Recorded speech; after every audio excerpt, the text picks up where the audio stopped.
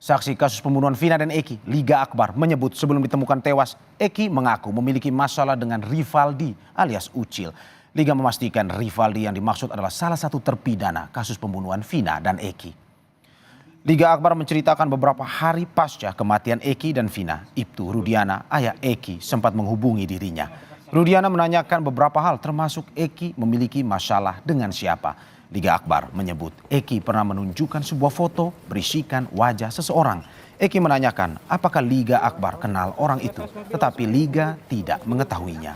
Eki kemudian berbicara bahwa dirinya memiliki masalah dengan Rivaldi alias Ucil, tetapi tidak merinci masalah tersebut. Menanyakan sebelumnya ada masalah tidak? Sama siapa maksudnya? Masalah dengan orang lain. Masalah dengan orang lain. Iya. Terus kamu jawab? Jawab. Almarhum Eki pernah curhat. Katanya pernah punya masalah sama Rivaldi. Rivaldi yang mana? Rivaldi Ucil. Bisa memastikan bahwa Rivaldi yang dimaksud adalah yang terpidana? Oh bisa. Kenal mukanya?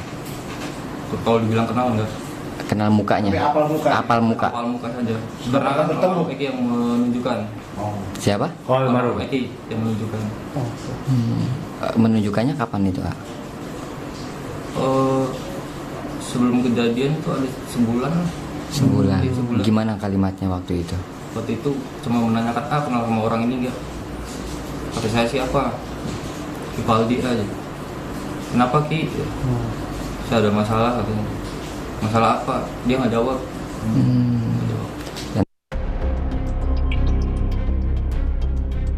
Amunisi kuasa hukum Peggy Setiawan di sidang pra-peradilan kasus Vina kian bertambah.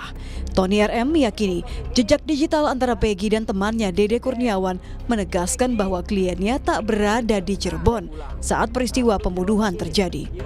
Tony RM mengatakan ada bukti fakta percakapan di kolom chat yang menyatakan Peggy membatalkan pulang ke Cirebon. Sehingga saat peristiwa pembunuhan terjadi, Peggy masih berada di Bandung.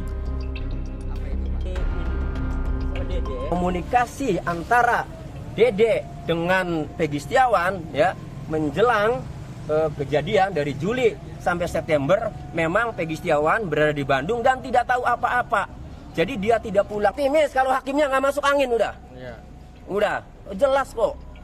Sekarang alat buktinya apa? Kalau dari bukti-bukti yang saksi-saksi kemudian chat-chat digital ya sudah jelas.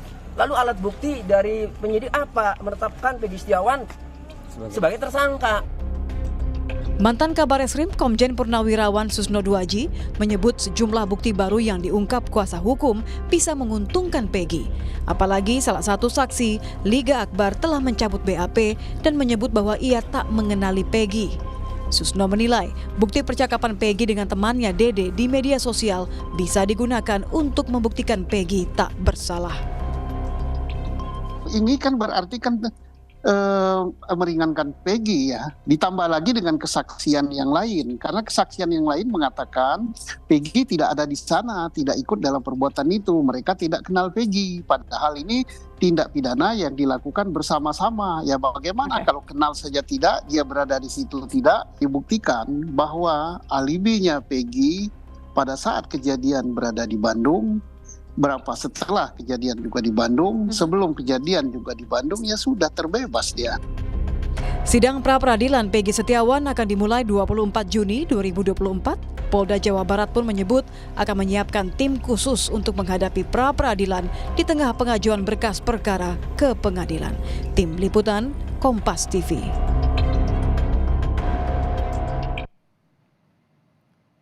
Saudara, terkait bukti-bukti yang dikumpulkan kuasa hukum Peggy untuk pra-peradilan, kita sudah terhubung dengan jurnalis Kompas TV Muhammad Syari Romdon di Polresta Cirebon Kota, Jawa Barat.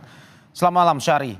Syari, ini terkait dengan kesaksian dari Liga Akbar. Apakah kesaksian ini akan digunakan untuk pra-peradilan Peggy Setiawan nanti atau tidak? Dan juga apa saja bukti-bukti yang disiapkan oleh kuasa hukum Peggy Setiawan? Ya, baik Mario di studio dan juga saudara, selamat malam. Pernyataan dan pengakuan dari Liga Akbar yang telah mencabut keterangannya di 2016 dengan alasan terpaksa menandatangani BAP karena diminta penyidik dan juga diminta saksi sebagai saksi oleh Rudiana itu dicabut dan tentu akan digunakan pada saat pra-peradilan 24 Juni 2024 nanti.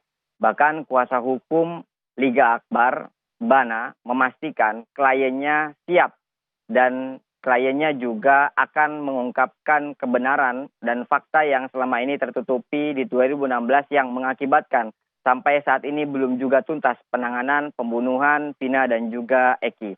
Selain itu, selain Liga Akbar, ada juga beberapa berkas yang juga sudah disiapkan oleh kuasa hukum Peggy Setiawan. Salah satunya adalah satu bendel dokumen permohonan yang sudah diajukan ke Pengadilan Negeri Kota Bandung pada 11 Juni beberapa hari lalu. Kemudian ada juga beberapa jejak-jejak digital Peggy Setiawan dari akun media sosial Facebook-nya yang sudah di-screenshot dan dipastikan akan menjadi bukti penguat pada saat dilakukan pra-peradilan nanti 24 Juni. Selain itu juga ada beberapa saksi-saksi yang sudah disiapkan, namun saksi ini memang masih dirahasiakan oleh tim kuasa hukum sehingga akhirnya pada saat nantinya akan dibawa untuk membantah keterlibatan atau tuduhan Polda Jawa Barat yang telah mentersangkakan Peggy Setiawan. Sekali lagi, pihak kuasa hukum Peggy Setiawan memastikan bahwa Polda Jawa Barat salah tangkap atau error in persona dalam penetapan Peggy Setiawan sebagai tersangka atau pembunuh kasus Vina dan juga Eki. Mario. Ya, bukti penguat dari kesaksian Liga Akbar. Dari informasi yang Anda dapatkan, Syahri, apa saja bukti penguat lainnya mungkin bisa disampaikan di pra-peradilan? Singkat saja.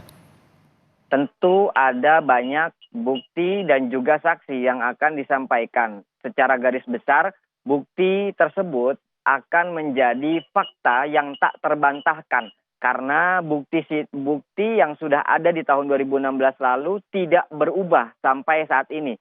Sementara beberapa keterangan-keterangan saksi lainnya juga terus dihadirkan dan akan diperkuat sesuai dengan apa yang mereka alami, apa yang mereka lakukan. Beberapa diantaranya adalah kerabat-kerabat kerja Peggy pada saat itu yang pada saat 27 Agustus 2016 bersama Peggy di Bandung. Dan juga ada beberapa saksi lainnya yang tentunya akan menguatkan Peggy Setiawan. Selain itu, pihak Polda Jawa Barat juga menyiapkan beberapa tim hukum yang juga akan dihadirkan pada saat pra-peradilan mendatang. Tentu Mario, hal ini sangat dinanti oleh publik secara luas karena penuntasan kasus ini sangat tertunda, sangat panjang, yakni 8 tahun silam hingga saat ini masih belum juga selesai. Dan tentunya keputusan nanti diharapkan memberikan keadilan kepada para seluruh korban yang terlibat dalam kasus ini. Baik, Syahri. Mario. Ya, persiapan terus dilakukan dan kita menunggu bagaimana perkembangan kasus ini. Terima kasih Muhammad Syahri Romdon atas laporannya dan selamat bertugas kembali.